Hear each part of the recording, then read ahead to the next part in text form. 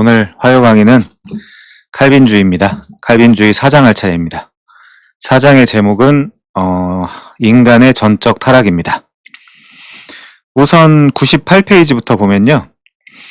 두 인물의 의견이 비교가 되고 있는데 첫 번째는 데이비드 마틴 로이드 존스입니다. 마틴 로이드 존스는 주일날 칼빈주의 5대 교리와 같은 교리들을 설교하는 것을 주저했다. 물론 그는 칼빈주의적 감리교도였고 이 평가는 메소디스틱 칼비니스트라는 거기 때문에 의역을 하면 실천파 그 개혁파라는 뜻이라고 우리가 읽을 수 있습니다. 실천파 칼빈주의자. 그게 말이 되는지는 잘 모르겠지만 아무튼 좀 그 반대되는 개념을 섞어놨네요. 칼빈주의적 감리교도였다. 그런데 칼빈주의 5대 교리를 부끄러워하지 않았다. 그의 모든 설교에는 이런 진리가 충만하게 퍼져 있었기 때문에 녹였다라는 거죠. 칼빈주의 5대 교리를. 우리 주님의 주권과 무조건적인 구속을 보여줌으로써 사람들을 칼빈주의화하려고 했다. 사실 이건 저도 동의를 하거든요. 제가 예를 들면 예배를 인도한다거나 할 때 굳이 칼빈주의 용어를 저도 예배 때 쓰거나 설교 때 쓰거나 그러지는 않거든요. 로이드 존스가 이제 그랬다라는 거고요.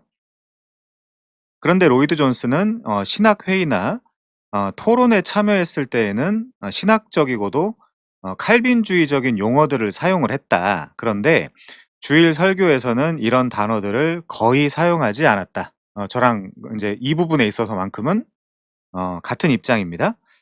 그러니까 그러니까 강론할 때에 특정한 신학적 용어를 거론하는 것을 좀 꺼려했다라는 거죠. 저도 약간 그 부분에 있어서는 거부감이 있습니다. 필요할 땐 쓰지만요. 그래서 기독교에 대해 배우려는 사람들은 선택과 구속의 계획이라는 중등학교에 진학하기 전에 먼저 예수 그리스도를 믿는 유치원에서부터 시작해야 된다. 라는 관점인 것 같은데 저는 약간은 다른 관점이긴 합니다. 굳이 예배 시간에 예배 설교에 혹은 강론에 그런 전문적인 용어를 써야 될 필요가 있냐 인제 요 부분 때문에 저는 그런 겁니다. 예를 들어서 우리 목사님께서 하시는 어떤 그런 웨스트민스터 신앙 고백 강해나 인제 이런 거에서는 당연히 써야 되겠죠. 근데 본문을 다루는 강론을 하는 그 시간에는 '굳이 이런 용어를 써야 되냐.'라는 문제가 좀 있는 거죠. "나는 이러한 방식이 지혜롭고도 옳다고 생각한다. 나 자신도 동일한 접근 방법을 따르고 있다. 또한 나는 이러한 진리들이 더욱 명백하고도 분명하게 선포되는 날이 오리라고 믿는다." 이런 입장이군요. "나는 칼빈주의 5대 교리를 모두 믿으며 이 교리가 성경의 가르침이기 때문에 모든 그리스도인들이 반드시 이것을 믿고 배워야 한다라고 굳게 확신한다. 그럼에도 설교 시간에는 이 특정 용어 사용하는 걸 좀 꺼려 한다라는 거죠. 저랑 이유는 좀 다른 것 같은데 아무튼요. 칼빈주의 5대 교리는 역사적 기독교이다라고 이야기하고 있네요. 이 역사적 기독교라는 말은 정통이란 뜻이겠죠. 자, 두 번째요. 이번에는 찰스 헤든 스펄전이라는 사람이죠. 위에 있는 사람은 20세기 최고의 강해 설교자라고 이제 평가를 받고 있는 사람이고 밑에 있는 사람은 교회 역사상 가장 위대한 설교자가 아니냐. 이제 보편 교회에서 그냥 그렇게 인정하는 사람이죠. 찰스 헤든 스펄전은 대중적으로 그렇다는 이야기입니다. 이 점에 있어서 로이드 존스의 입장과는 전혀 달랐다. 그는 메트로폴리탄 교회에 입당하는 날에 초청한 설교자들에게 주일 저녁마다 칼빈주의 5대 교리를 하나씩 설교해 달라고 부탁을 했다. 그 당시 런던은 오늘날과 마찬가지로 칼빈주의 5대 교리를 알아야 될 필요가 있었기 때문이다라고 하네요. 제프리 토마스가 쓴 글인데 그래서 제가 이제 이런 책이 있거든요. 여기 찰스 스펄전의 칼빈주의 5대 교리라는 설교 이런 집도 있습니다. 크리스천 다이제스트 옛날에 나온 책인데 아무튼 요렇게 직접 설교하기도 했다. 스펄전은 이 이름으로. 자, 99페이지 가보겠습니다. 요런 입장이 있네요. 오늘부터는 소위 이야기하는 네덜란드의 유명한 꽃 이름이기도 하죠. 근데 이제 네덜란드 도르트레흐트에서 정립된 것으로 알려져 있는 TULIP 튤립 교리에 대해서 잠깐 살펴봐야 될 것 같습니다. 오늘 첫 시간은 4장 첫 번째는요. 인간의 전적 타락이죠. 물론 원래 도르트 회의에서 원래 인간의 전적 타락부터 나오진 않죠. 근데 그걸 맞추다 보니까 튤립에다 맞추다 보니까 인제 그런 건데 아무튼 그렇습니다. 그래서 이 인간의 전적 타락은 굳이 영어로 사람들이 대중적으로 표현할 때는 total depravity 이렇게 인제 표현하기도 하고요. 뭐 corruption 해 가지고 부패했다, 오염됐다, pollution 뭐 이런 단어도 쓰고요. 네, 영미권에서 그렇다는 얘기입니다. contamination이라는 표현도 쓰고요. 인제 그 앞에는 radical 그래서 아주 전적으로 아주 급진적으로 부패하고 타락했다. 인제 이런 식의 이야기를 합니다.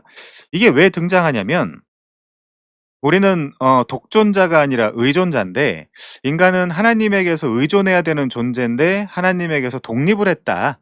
그래서 하나님으로부터 끊어져서 스스로 하나님이 되었기 때문에 하나님과 원수된 상태에서 행하는 모든 것은 다 하나님이 보실 때 타락한 상태다.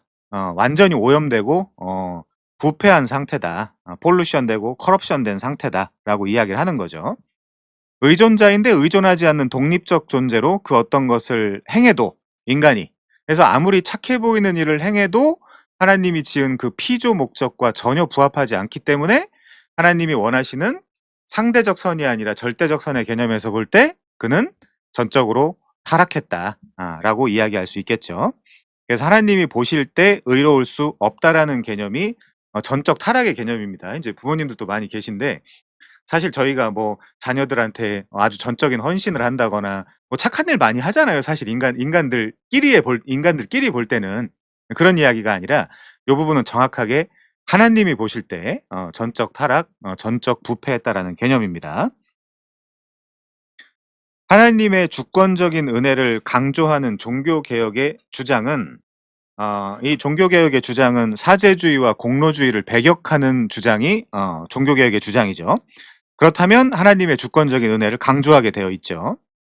그래서 종교개혁의 물결을 거슬렀지만 로마 카톨릭교회 내부의 반동 종교개혁 카운트 리포메이션이라고 하는 요건 이제 스탠퍼드의 스피츠라는 교수가 한 말입니다. 이 로마 카톨릭교회 내부의 반동 종교개혁 세력인 예수회, 이 예수회가 사실 굉장히 중요한 사람들인데 이제 제가 가지고 있는 책에 나와 있는 건 대부분 음모론에 기반한 내용들이 많아 가지고 좀 그런데 좀 짧게 말씀드리면 이그니티우스 로욜라가 창설한 단체인데요. 로마 카톨릭 집단의 완전 엘리트 집단입니다. 이 예수회는. 최고 엘리트 집단이고요.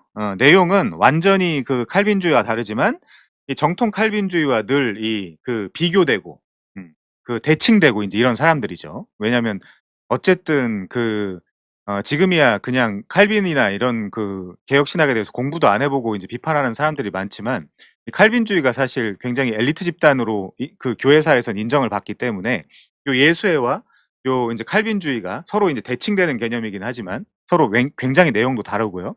여기는 인제 완전 행위구원론이고 여기 인제 하나님의 은혜의 교리를 주창하는 쪽이지만 쪽이어서 인제 그렇게 대칭을 되는 개념이지만 이 예수회와 그리고 우리가 앞에서 잠깐 살펴본 것처럼 야코비스 알미니우스와 그의 추종자들로부터 엄청난 저항을 받았다라고 하네요. 제가 하나만 좀 소개를 하고 넘어가겠습니다. 이 김철웅 목사님께서 쓰신 책인데 이것도 벽돌이에요.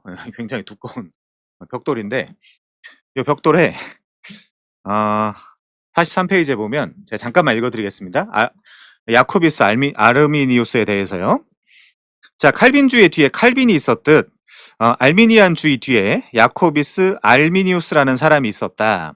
그는 16세기 네덜란드의 목회자이며 신학자로서 칼빈이 기독교 강요 최종판을 출간한 1559년에 네덜란드 아우데바터르에서 태어났다.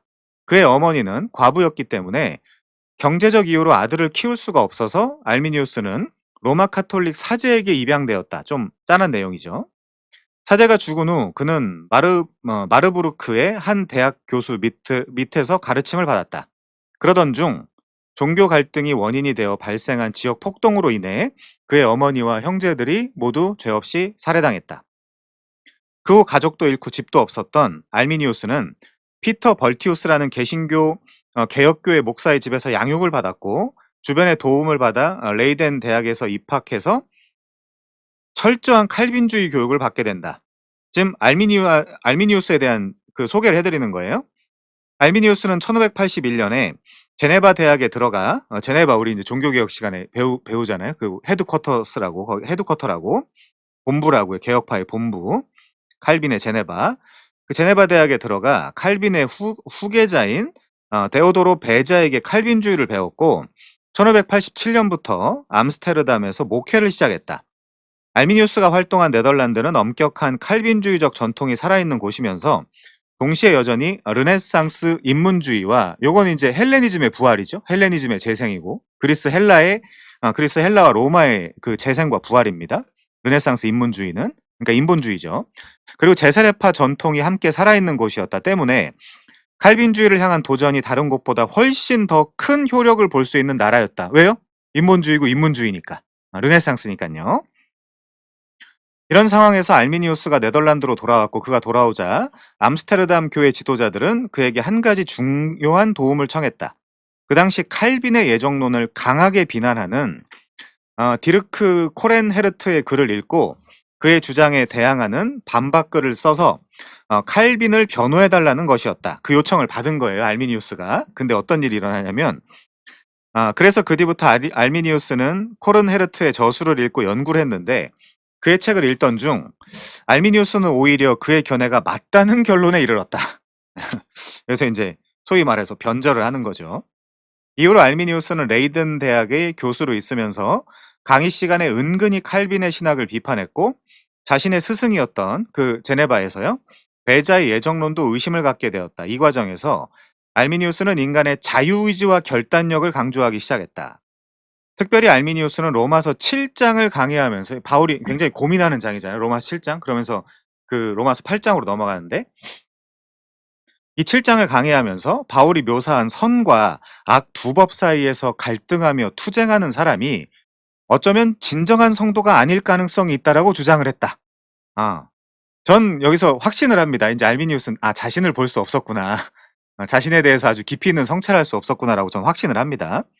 그러니까 인제 과거 바울의 그 회상장이라고 주장을 하는 거죠, 7장은.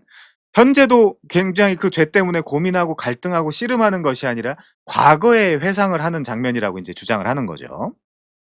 또한 1590년에 들어와서 알미니우스는 로마서 9장을 토대로 설교하면서 바울이 말한 이삭과 이스마엘, 야곱과 에서의 대조는 그거 있잖아요. 그 에서는 미워하였고 야곱은 사랑했다라는 이야기. 그 개인의 선택과 유기를 뜻하지 않고 일종의 모형론이라고 설교했다. 그는 하나님의 예정이 각 개인을 대상으로 하지 않고 예수를 믿거나 믿지 않는 일단의 무리를 대상으로 한 것이라고 주장했다. 그리고 훗날 이로 인해 자신에게 돌아오는 신학적 도전에 대해 그는 교리선언이라는 논문을 통해 대응했다. 이런 그의 주장은 1602년부터 동료 교수 프란시스 고마로스, 유명한 사람이죠. 이 사람을 자극했고 두 사람은 곧 신학적으로 서로 충돌하게 되었다. 물론 두 사람 모두 칼빈의 예정론을 인정했다는 점에서 공통분모를 가졌다. 그런데 그 예정의 출발이 어디냐라는 질문에서 둘 사이에 차이점이 생겼다. 고마로스는 예정의 출발점을 하나님의 일방적인 절대 주권에 두고 타락 전 예정론을 강조했다. 그런데 알미니우스는 그 출발점을 성부 하나님의 예정이 아닌 성부 하나님의 미리 아심, 즉 예지에 두었다. 그래서 이제 중간 지식이 들어오는 거고 예지 예정이 들어오는 거죠. 여기서 이것은 창세 전부터 역사하신 하나님의 주권보다 창세 후 발생하는 인간의 자유 의지를 더 강조한 해석이다. 하나님 입장에서 미래를 보니까 제가 믿겠네 해가지고 쟤를 선택하는 예지 예정. 이게 사실은 이게 되게 웃긴 이야기거든요. 한 번만 더 생각을 해보면 진짜 웃기는 이야기예요. 사실은. 그럼 이제 그 주도권이 인간에게 있는 거죠. 이제 그걸 본다는 겁니다. 하나님이. 자, 또한 알미니우스는 하나님의 이 은혜를 인간이 거절할 수 있음을 언급했다.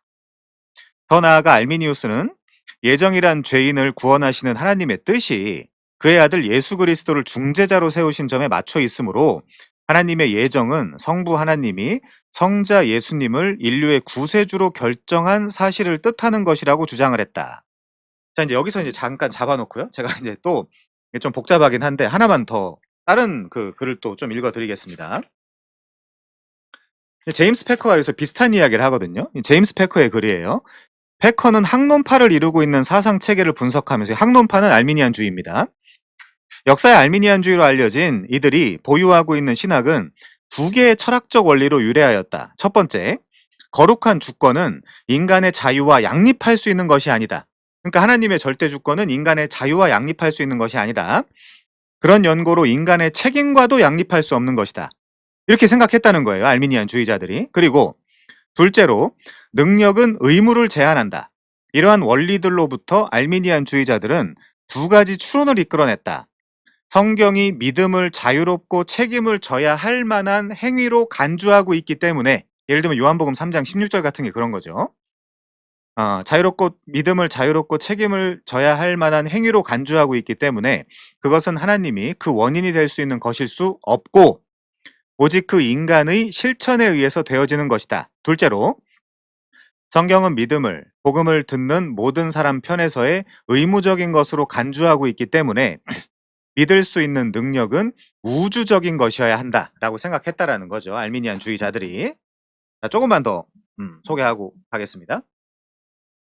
결국 이 알미니우스와 고마루스 사이의 논쟁은 네덜란드 교회 안에서 큰 분열의 조짐으로 번질 만큼 심각해졌다. 때문에 알미니우스는 1608년 네덜란드 서부 프리슬란드의 공의회 소집을 요청했는데 안타깝게도 그 알미니우스는 그 회의가 끝나기 전 1906년 49세의 나이로 별세했다.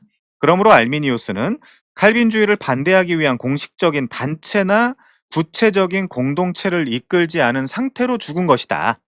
그래서 일부 진영에서는 알미니우스를 변호하려는 시도도 있었다. 알미니우스를 변호하려는 사람들은 알미니우스를 모든 칼빈의 신학을 다 반대하고 칼빈의 신학을 철저히 거절한 칼빈주의의 배신자로 몰아붙이는 것은 지나친 억측이라고 주장한다. 왜냐하면 알미니우스는 위에서 언급한 논쟁거리 외에 다른 측면에서는 여전히 칼빈을 따르는 칼빈주의자이기 때문이다. 이 점에 대해서 특별히 알미니우스주의를 따르는 감리교에 속한 후스토 곤잘레스는 아래와 같은 논평을 남겼다. 지금까지의 내용을 정리해본다면 알미니우스 논쟁과 그 결과로 모이게 된 도르트 회의 종교개혁 신학이 철저히 정통주의 신학으로 체계화되는 과정에서 파생된 잠깐의 이벤트였다, 그 얘기죠. 16세기의 기준에서 본다면 알미니우스와 알미니우스주의자들, 항변자들, 이들도 카톨릭과 루터교의 관점에서 볼 때는 모두 다 똑같은 칼빈주의자로 보였을 걸, 그렇게 이제 주장을 하고 있는 거죠. 알미니언주의자들이 가지고 있었던 성만찬의 이해뿐만이 아니라 교회로는 어디까지나 전형적인 칼빈주의자들이었다라고 이야기를 하는 겁니다. 자, 뒤에 또 있지만 이따가 또 소개를 하고요. 아무튼 이런 입장이 있어요.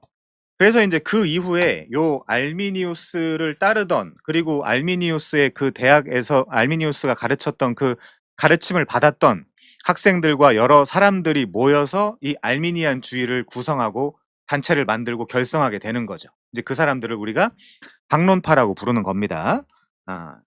자, 그렇고요. 이제 이게 배경이고요. 다시 책으로 가면요. 자, 그래서 하나님의 주권적인 은혜는 이 예수의 뿐만이 아니라 야콥 알미니우스와 그의 추종자들로부터 엄청난 저항을 받았다라는 그 배경을 제가 좀 깔고 넘어가겠습니다. 자, 아무튼요, 이 둘 다 이 하나님의 주권적인 은혜를 강조하게 되면 인간이 할 일이 있겠느냐라는 주장이죠. 결국에는 예수에도 마찬가지고요, 알미니안 주의자들도 마찬가지고요. 자, 그 다음이요. 알미니안 주의자들의 도전과 도르트 총회의 반론, 칼빈주의 5대 교리. 자, 알미니안주의의 신학적 도전. 알미니안 주의자들 혹은 항의자들은 이제 왜 항의자들이라고 하냐면 레몬스트런츠를 번역하면 이제 항의자들인데, 요 항의자들이 레몬스트런스 항의서를 네덜란드 정부에다 제출을 하거든요. 이 칼빈주의가 틀렸다 이거. 성경은 이 믿음이나 이런 것들을 인간의 책임으로 돌리고 있지 그 하나님의 주권으로 이야기하지 않는다라는 항의서를 네덜란드 정부에다가 제출을 한 겁니다. 그 당시에. 그래서 이 알미니안주의자들은 개혁주의 신앙에 대한 5가지 신학적 도전으로 요 신학적 도전이 항의서죠. 레몬스트런스. 다음과 같은 그들의 믿음을 제시했다. 자, 한번 볼까요? 100페이지요. 첫 번째, 조건적인 선택. 컨디셔널 일렉션이라고 할 수 있겠네요. 조건이니까. 그럼 그 조건이 뭐냐? 한번 보겠습니다.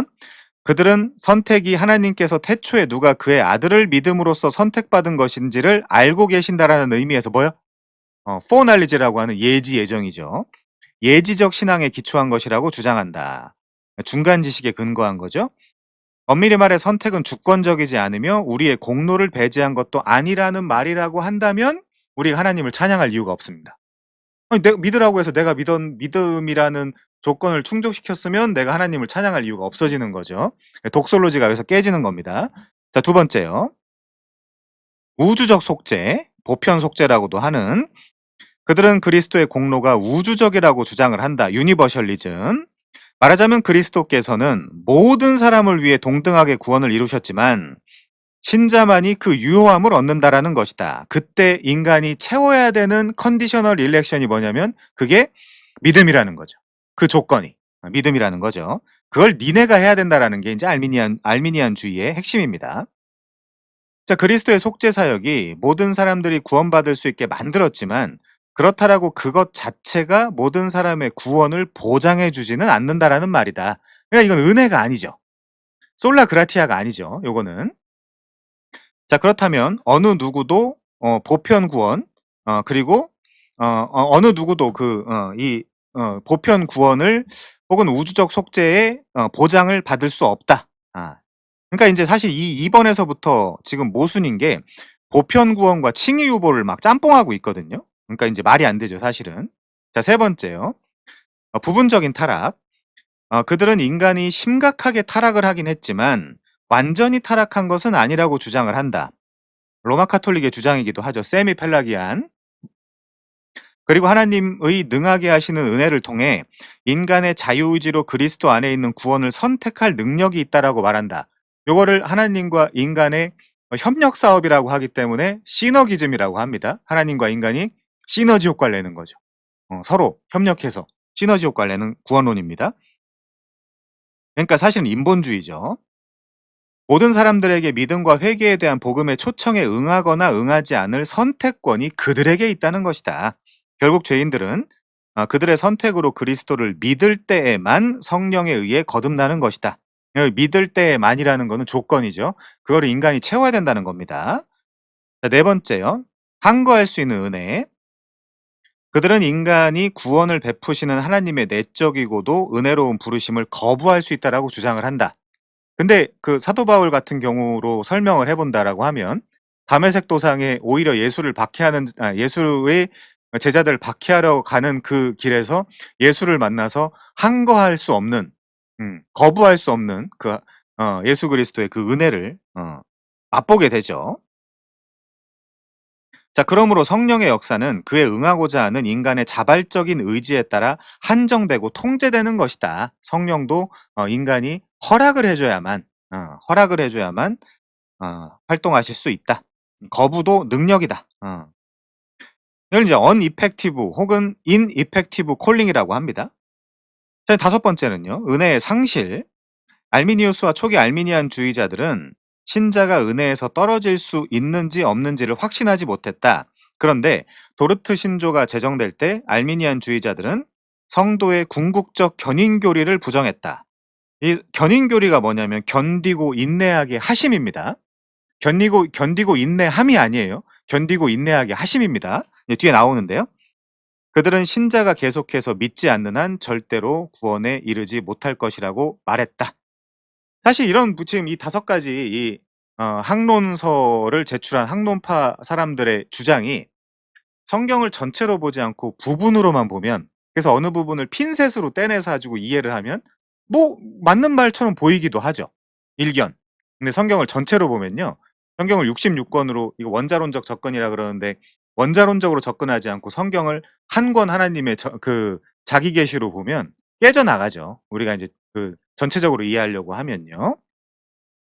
자, 계속 말씀드리고 있는 게 솔라 스크립추라뿐만이 아니라 토타 스크립추라를 해야 된다라는 말씀을 드리고 있죠.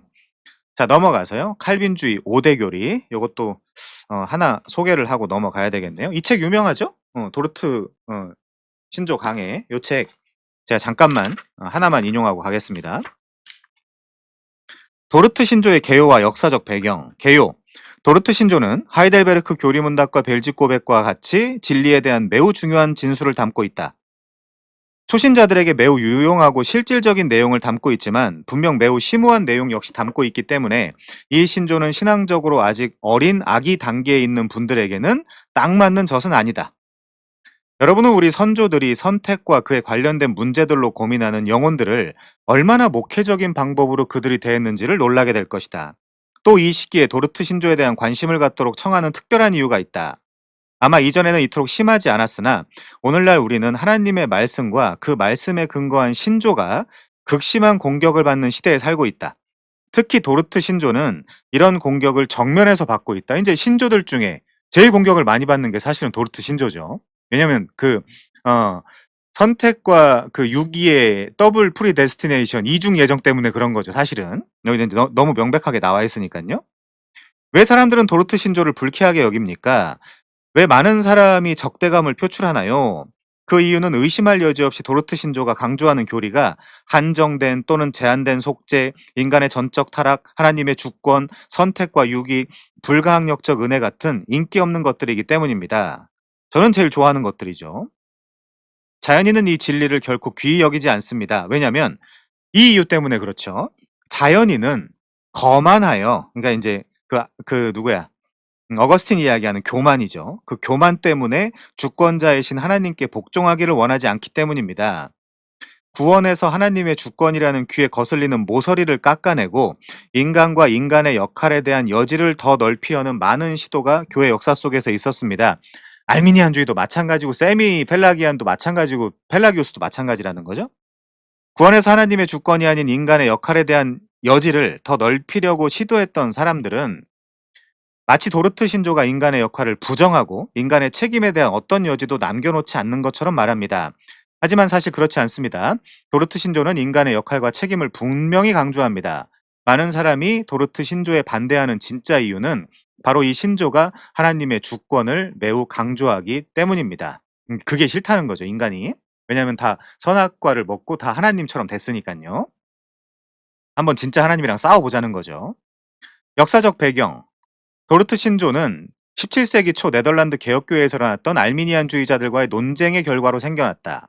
우리가 알미니안주의자들과 알미니안주의라는 용어를 쓰는 이유는 알미니안주의자의 견해가 대표적 주장자 중 한 사람인 레이던 대학교의 신학 교수였던 야코비스 알미니우스이기 때문이다. 아까 제가 좀 소개를 해드렸고요. 알미니우스는 1906년에 죽었지만 1609년에 죽었지만 1년 후 추종자들이 알미니우스 견해에 근거한 5개의 조항을 작성해서 네덜란드 정부에 항의서 혹은 진정서의 형식으로 제출했다. 그게 이제 레몬스트런스죠. 이 5개 조항은 다음과 같이 요약할 수 있다. 하나님께서는 믿을지 믿지 않을지 미리 아시고 이를 근거로 선택하거나 유기하신다. 예지예정이요. 비록 믿을 자들만 구원받을지라도 그리스도는 모든 인류와 모든 사람을 위해 죽으셨다. 의미 없는 말이고요.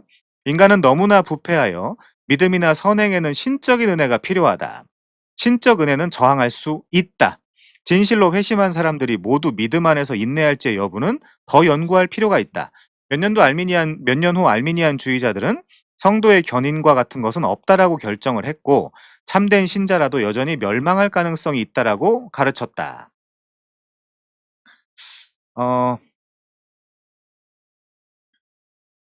그 후 네덜란드 정부는 종교회의를 소집했고 알미니안주의자들 측은 5가지 논점이라는 제목으로 이 내용을 제출했다. 이 종교회의에서 발표하기 위해 알미니안주의자들은 또한 벨직 신앙 고백서와 하이델베르크 교리문답을 자신들의 관점으로 맞춰서 개정할 것까지 요구했다. 8년간의 긴 논쟁은 네덜란드 교회의 정부를 분열시켰고 거의 시민 전쟁으로 이어진 끝에 마침내 1618년 11월 13일 총회가 도르트레흐트에서 소집되었다. 총회는 알미니우스주의자의 5개 조항을 다루기 위해서 6개월 이상 계속되었다. 이때 우리가 종교개혁사를 배우고 있는데요. 그 멜빌 있죠, 멜빌. 멜빌도 사실은 참석을 해서 이 알미니안주의의 오류를 파악하기 했던 사람 중에 한 명이죠. 총회의 노력으로 결국 1619년 4월 23일에 신조를 완성했다. 신조는 5개 조항을 비성경적인 것이라고 선언을 했고, 따라서 5개 조항을 거부하면서 튤립을 만들어낸 거죠. 전적 타락, 무조건적인 선택, 제한 속죄, 불가항력적인 은혜, 성도의 견인 같은 것들이요. 자, 이런 것들을 만들었다라고 이야기를 하고 있습니다. 자, 다시 책으로 가겠습니다. 도르트 총회의 대표자들은 이와 같은 알미니안주의자들의 가르침이 복음의 주요 2가지 핵심을 위협한다라고 판단했다. 하나는 죄인을 구원하심에 있어서 오직 하나님께만 속하는 영광이며, 또 다른 하나는 하나님의 항거할 수 없는 무적의 은혜 안에 있는 신자의 안전과 보증이다. 이 2가지 주제들에 대하여 반대하는 것은 오직 은혜로만 말미암는 구원을 부인하는 것이다. 이제 이렇게 나와 있죠. 자, 넘어가서요. 도르트 총회의 대표자들은 이러한 부인에 대해 도르트 신조 안에서 부정적으로 그리고 긍정적으로 답했다. 즉, 부정적으로는 뭐냐? 알미니안 주의자들의 부인과 거절에 담긴 모든 의미를 철저하게 논박을 했고, 그 중에 한 사람이 앤드루 멜빌이었습니다. 긍정적으로는 구성적인 방식으로, 물론 다른 입장에서 한 거지만요. 구성적인 방식으로 구원론적 칼빈주의라 불리는 칼빈주의 신학의 정수를 제시함으로써 구원에 관한 주요 칼빈주의적 교리들을 진술하기에 이르렀다. 이제 나오는 거죠. 자, 이거 정확하게 이해를 돕게 하기 위해서 제가 또 하나만 더 소개하고 넘어가겠습니다. 빨리 읽을게요. 도르트웨이는 17세기 알미니안주의자들이 만들어 놓은 이런 역사적 배경을 바탕에 두고 개최됐다. 이 회의는 1618년 11월 13일부터 1619년 5월 9일 네덜란드 도르트에서 진행되었고, 회의 횟수만 무려 154회로 개혁교회 역사상 가장 큰 국제적인 회의로 기억이 되고 있다. 도르트 회의가 소집된 중요한 목적은 네덜란드 교회 분열의 원인이 되는 알미니안주의를 칼빈주의 입장에서 신학적으로 반박하여 그들을 정죄하려는 데 있었다. 아무튼 이 회의에서 완벽하게 칼빈주의자들이 압승을 했고요.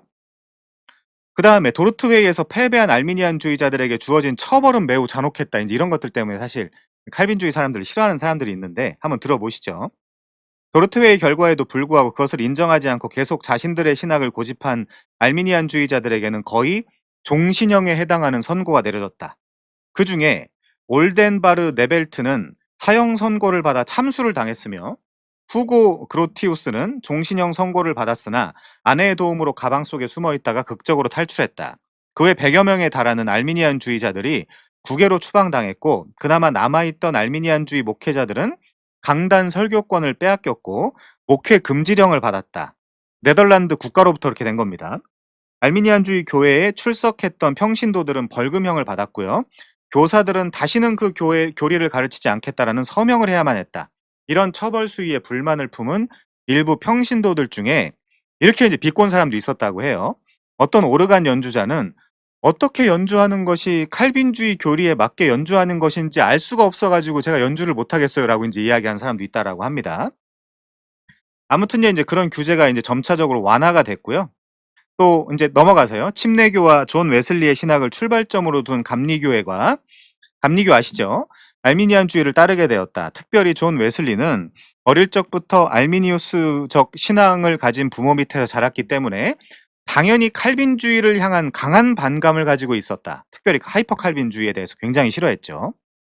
웨슬리는 매우 냉정하게 칼빈주의를 비판했는데, 심지어 이렇게 이야기하기도 합니다. 웨슬리는 칼빈주의의 선택 교리는 사탄이 최근 50년간 만들어낸 사악한 교리 중 하나라고 주장을 하면서 칼빈주의자들을 저지하고 예정론을 폐기하라라고 주장을 하기도 했다.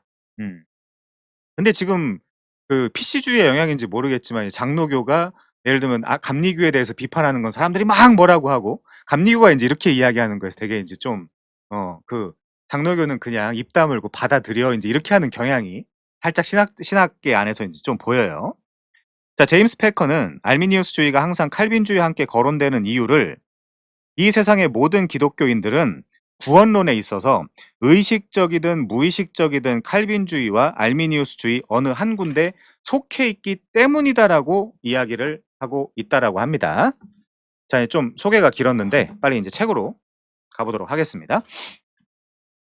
이런 배경을 좀 알면 도르트 신조가 작성되게 된 그러니까 도르트 신조를 볼 때 되게 더 와닿거든요 사실. 이 도르트 신조를 실제 볼 때. '아 이런 배경 속에서 작성된 그 크리드구나.' 인제 이런 것들이 좀 더 와닿기 때문에 제가 좀 시간을 써서 소개를 했습니다. 자 칼빈주의 5 대 교류 101 페이지. 도르트 총회의 대표자들은 이와 같은 알미니안의 가르침이 복음의 두 가지 핵심 요소를 위협한다라고 판단을 했는데 하나는 죄인을 구원하심에 있어서 오직 하나님께만 속하는 영광을 위협한다. 또 하나는 하나님의 항거할 수 없는 무적의 은혜 안에 있는 신자의 안정과 보증을 위협한다. 인제 이거죠. 자 다다음 단락이요. 구원론적이라는 말은 구원을 의미하는 헬라어 소테리아에서 파생된 단어이다. 소테리아와 로고스를 합치면 소테리알러지라고 구원론이라는 말이 인제 만들어지거든요. 그러므로 구원론적이라는 말은 단순히 어떤 것이 진리 또는 구원의 교리에 속하는 것이라는 사실을 알게 해준다. 자, 이제 좀 더 와닿죠. 도르트 신조에 의하면 구원의 중심은 바로 죄인을 향한 구원에 적용되는 하나님의 주권적인 은혜다. 도르트 신조는 이것을 다음과 같이 간단히 진술한다. 자, 제일 밑에 볼게요. 첫 번째, 주권적 은혜의 계획. 어, 무조건적인 선택이니까 unconditional election. 자, 두 번째요. 주권적 은혜의 유효성. 은혜의 유효성이기 때문에 제한 속죄라고 하죠. 어톤먼트에는 리밋이 걸려 있다. 리미티드 어톤먼트. 세 번째요. 주권적 은혜의 필요성. 왜? 성경은 우리를 그 죄인들을 죽은 자라고 하기 때문에 주권적 은혜의 필요성. 토탈 디프레비티. 네 번째, 주권적 은혜의 적용. irresistible grace, 불가항력적인 은혜입니다. 불가항, 그러니까 이제 항거하는 것이 불가능하다. 거부하는 것이 불가능하다. irresistible grace. 다섯 번째요. 주권적 은혜의 보존, 성도의 견인, perseverance of the saint, 혹은 뭐 perseverance in the faith 뭐 이런 식으로 이야기하기도 하거든요. 믿음 안에서의 인내, 견인 이렇게 이야기하기도 하죠. 뭐 견인차가 끌고 간다 이런 얘기하는 건 틀린 얘기입니다. 자 넘어가서요. 이 5대 교리는 두 가지 피할 수 없는 성경 진리에 기초하고 있다. 하나는 죄로 말미암은 인간의 철저한 타락과 파멸, 또 하나는 그리스도 안에 있는 하나님의 완전하고도 주권적이며 은혜로우신 구원의 치료책. 이러한 구원의 각 부분들은 하나님께서 자신의 영광, 우리가 신학을 왜 하냐? 독솔로지 때문에 신학을 한다. 이 하나님의 영광, 독솔로지를 위해서 어떻게 죄인들을 구원하시는지에 대한 성경적이고도 일관성이 있는 은혜의 관점을 제공해 준다. 그렇잖아요. 한 번만 더 생각을 해봐도 하나님이 은혜로 혹은 하나님의 주권적으로 구원을 해주셔야만 우리가 그분을 찬양할 거 아닙니까?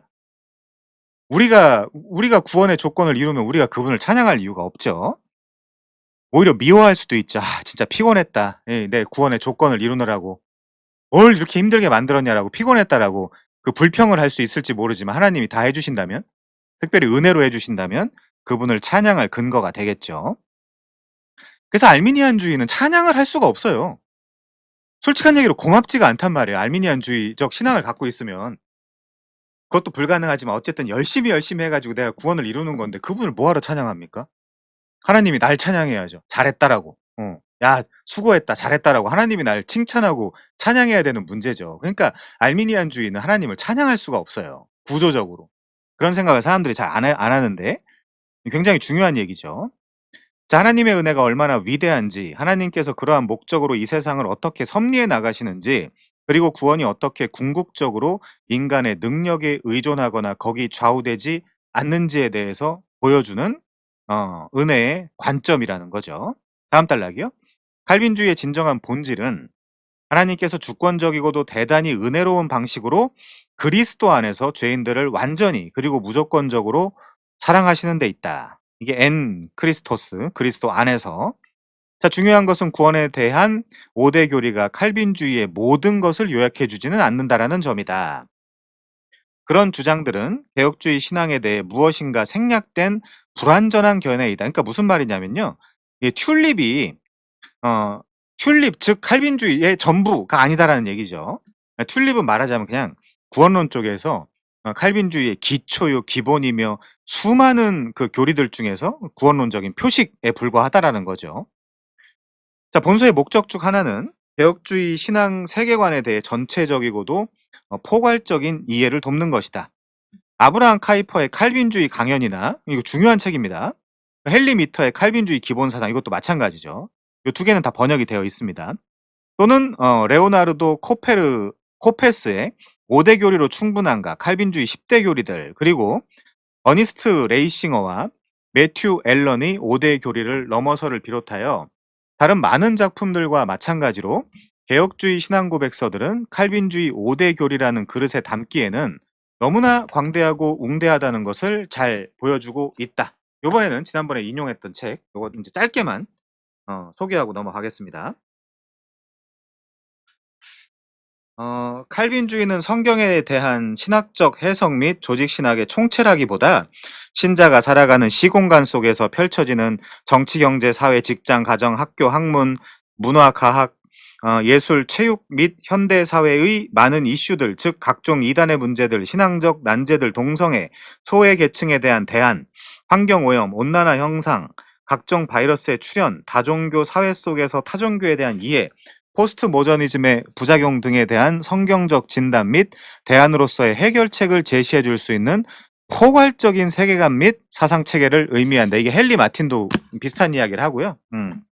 당연히 아브라함 카이퍼도 신칼빈주의자로서 영역 주권론을 이야기하기 때문에 어, 굉장히 광대하고 웅대한 칼빈주의 사상을 이야기하는 사람들이죠.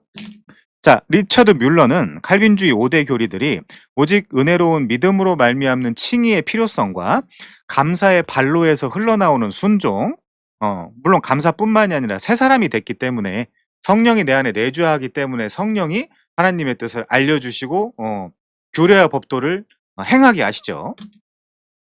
그리고 은혜의 방편으로서의 성례들, 뭐 말씀이라든지 기도라든지 뭐 이런 그런 것들 있잖아요. 성례.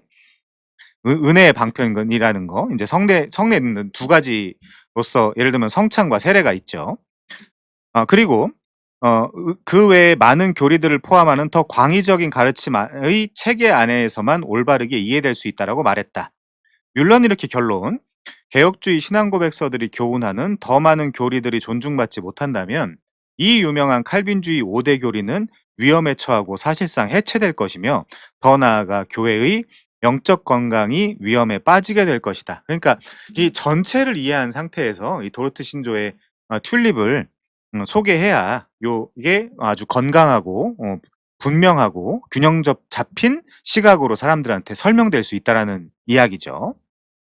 자, 그런데 이 5대 교리는 칼빈주의의 가장 중요한 신학적 공헌 가운데 하나인 뭐라고요? 칼빈주의의 구원론을 훌륭하게 요약하고 있다. 구원론에 대한 한정이죠. 이 5대 교리들은 칼빈주의적 구원의 계획에서 가장 논쟁적인 국면을 훌륭하게 변호하고 변증해주고 있다. 다음 페이지요. 이 튤립이라는 두 문자어를 통하여 TULIP, 도르트레흐트가 네덜란드에 있으니까 또 튤립이 유명한 그 나라이기도 하죠. 아무튼요. 다만 이 두 문자어는 도르트 신조의 순서와 다르고 그 내용을 너무나 단순화시킨다라는 약점을 가지고 있기도 하다. 자, 뭐 그럼에도 이 튤립의 각 교리의 의미를 충분하게 설명하기만 한다면 그러니까 이제 우리 이 강의에 참석해 주신 분들은 이 튤립의 그 내용을 충분히 다 소화하시고 숙지하시면 되겠죠.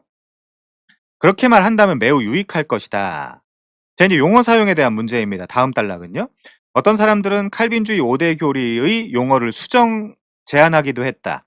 그들은 모든 사람들이 전적으로 악하며 그들에게 선한 것이 전혀 없다라는 의미의 전적 타락이라기보다는 악이 사람의 본질이라는 의미에서 철저한 타락. 요때 이제 영어 본판을 봤더니 radical corruption 뭐 이런 단어를 쓰더라고요. radical pollution, radical contamination 이런 단어를 쓰더라고요. 자, 철저한 타락, 철저한 오염 또는 널리 퍼져 있는 악이라는 용어를 선호했다. wide spread evil이죠. 자, 이제 제가 지금 다 이제 영미권에 있는 사람들이 쓰는 용어를 다 가져온 거예요. 그리고 무조건적인 선택보다는 주권적인 선택이라는 용어를 더 선호했다. 왜냐하면 주권적 선택이라는 말은 하나님의 은혜로운 선택이 사람들로 하여금 기꺼이 그리스도 안에 있는 구원을 받아들이게 하지만 무조건적인 선택이라는 말은 회개와 믿음의 필요성을 경시하는 뉘앙스로 느껴지기 때문에 우리 개혁파는 영원 속에서의 작정, 시간 속에서의 실행이라는 아주 분명한 두 구도를 가지고 있죠. 시간 속에서의 실행일 때 믿음이라는 수단을 통해서 우리를 구원하시거든요. 그걸 빼버리면 안 됩니다. 그럼 이제 하이퍼 칼빈주의자가 되는 거죠. 또한 하나님의 사랑과 능력이 제한적임을 암시하는 듯한 제한 속죄, 리미티드 어톤먼트보다는 그리스도의 죽음이 특별한 개개인들만을 위한 것임을 강조하는 한정적, 디피니트 어톤먼트나 특별한 구속, 파티큘러 리뎀션이라는 용어를 선호했다. 그리고 불가항력적인 은혜보다는 유효한 또는 효과적인 은혜라는 용어를 선호했다. 에피케이셔스나 이펙철 같은 용어를 선호했다. 마지막으로 그들은 이게 인제 용어가 좀 어려우실 수 있는데 그냥 인제 그 알시스 프로는 105 페이지 제일 밑에 각주 한번 봐 주세요. 알시스 프로는 "다 쓸데없는 소리다." 이런 거. 자, 밑에 각주부터 볼게요. 이러한 용어의 변화는 시간 낭비처럼 보이며 차라리 원래 두 문자어인 튤립에 설명하는 표현이 더 낫다라고 알시스 프로 같은 사람들은 그렇게 이야기하기도 하니까 저는 이제 강의를 해야 되니까 이걸 다 소개하는 거지만 그냥 튤립으로 외우시는 게 좋고요. 그 안에 담겨 있는 의미만 잘 쏙쏙 빼서 파악하시면 되겠습니다. 저도 알시스 프로랑 비슷한 관점이에요. 그리고 이거는 어 그 그 영어를 쓰는 사람들의 뉘앙스죠. 우리는 이제 그 한문이나 한국어를 쓰는 사람들이기 때문에. 자, 아무튼요. 마지막으로 그들은 성도의 견인보다는 인내와 견인의 근원으로서 하나님의 견인 또는 성도의 보존이라는 용어를 선호했다. 성도의 보존도 좋죠. 왜냐면 그 성도의 견인이라고 할 때 그냥 나 혼자만 견디고 참는 것처럼 느껴질 수도 있잖아요. 음. 우리 개혁신앙은 그렇지 않거든요. 철저한 동행이에요. 철저한 동행. 우린 이신론자, 데이즘도 아니고 자연신론주의자들도 아니고 철저한 하느님과의 동행. 그게 새 언약이거든요. 그러기 때문에 성도의 보존 이런 것도 좋겠죠. 자, 전문적으로 말하면 이런 수정된 용어들이 성경 사상과 합치되기만 하다면 그 어떤 것도 문제되지 않을 것이다. 저도 이 각주에 있는 것처럼 알시스 프롤의 입장이긴 한데 그냥 소개를 한번 해 봤습니다. 강의는 하긴 해야 되니깐요. 만일 내가 튤립의 한 단어를 바꿀 수 있다면 나는 오해를 최소화하기 위해서 제한 속죄보다는 한정적 속죄라는 용어를 선택할 것이다. 뭐 이게 원문을 보면 하나님의 성품을 반영했다라고 하는데 글쎄요. 자, 그런데 튤립이 올바로 설명되기만 한다면 그것은 칼빈주의 구원론을 훌륭하게 제시할 것이며 그에 대한 비평과 알미니안주의 신학의 반대에 맞서 칼빈주의의 구원론을 효과적으로 변호할 것이다. 그래서 여러분께서 이 부분을 잘 변증만 할 수 있다면, 잘 소개만 할 수 있다면 뭐든지 상관없습니다. 자, 비평가들은 종종 튤립이 지독하게 거슬리는, 아까 요한 웨슬리는 뭐라고 했다고요? 지난 50년간 사탄의 가장 큰 성과다 이렇게 얘기하기도 하는 칼빈주의, 하나님의 주권 사상. 비평가들은 종종 튤립이 지독하게 거슬리는 신학의 형태라고 말하지만 사실 칼빈주의는 제대로 이해하기만 한다면, 이제 이 단서가 붙는데 제대로 이해하기만 한다면 이 세상에서 가장 사랑스러운 신학이다. 가장 은혜로운 신학이다. 왜냐하면 칼빈주의 신학이야말로, 요건 이제 어거스틴의 표현이기도 하네요. 은혜의 신학이기 때문이다. 은혜의 신학. 자, 이제 두 번째 볼까요? 인간의 전적 타락. 인간의 전적 타락. 제가 이제 성구 몇 개만, 아까 좀 조사를 해온 성구 몇 개만 소개하고 지나갈게요. 인간의 전적 타락에 대한 성구들입니다. 한번 들어보세요. 그냥 편안한 마음으로. 창세기 2장 16, 17절에 보면요. 정령 죽으리라. 네가 이 나무의 열매를 먹는 날에는 정령 죽으리라는 표현이 있죠. 그리고 로마서 5장 12절에 보면요.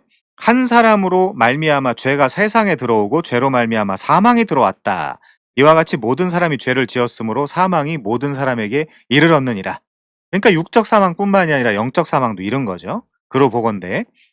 이번 에베소서 2장 1, 2, 3절에 보면요. 너희의 허물과 죄로 죽었던 너희를 살리셨다. 밑에 쭉 내려가서 본질상 너네는 진노의 자녀였다라는 표현이 있고요. 까먹으실까봐 다시 한번 말씀드리면 저는 지금 전적 타락을 변증할 수 있는 성구들을 지금 소개하고 있는 중입니다.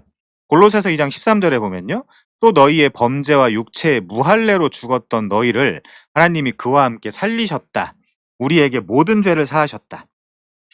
자, 시편 51편 5절에 보면요. 내가 죄악 중에 출생하였으며 모친이 죄 중에 나를 잉태하였나이다. 시편 58편 3절에 보면요. 악인은 모태에서부터 멀어졌으며 나면서부터 곁길로 나아가 거짓을 말하는도다.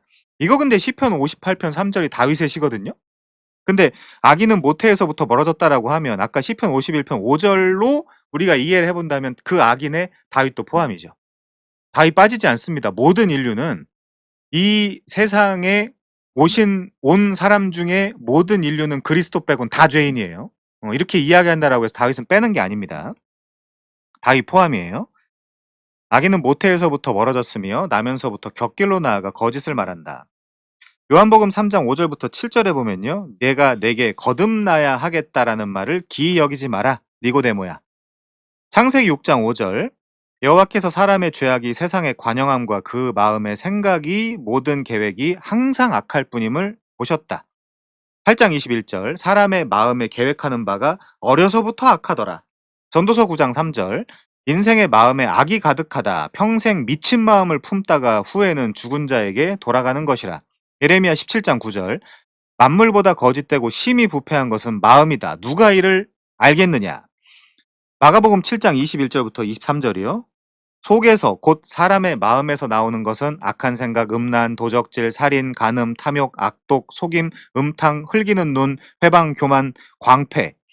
이 모든 것이 다 속에서 나와서 사람을 더럽게 한다. 요한복음 3장 19절이요. 자기 행위가 악함으로 빛보다 어둠을 사랑함. 로마서 8장 7절 8절 육신의 생각은 하나님과 원수가 된다. 육신에 있는 자들은 하나님을 기쁘시게 할 수 없다. 로마서 7장 18절도요. 내 속 곧 내 육신에 선한 것이 거하지 아니하는 줄을 사도 바울도 안다. 고린도전서 2장 14절이요. 육에 속한 사람은 하나님의 성령의 일을 받지도 아니하고 깨닫지도 못한다. 에베소서 4장 17절 이하요. 저희 총명이 어두워졌다. 저희 마음에 굳어짐으로 말미암아 하나님의 생명에서 떠나 있다. 아니 이렇게 많은데 전적 타락을 안 받아들인다고요? 어느 정도만 부분적으로 타락했다고요, 인간이? 자, 조금만 더 이야기하겠습니다.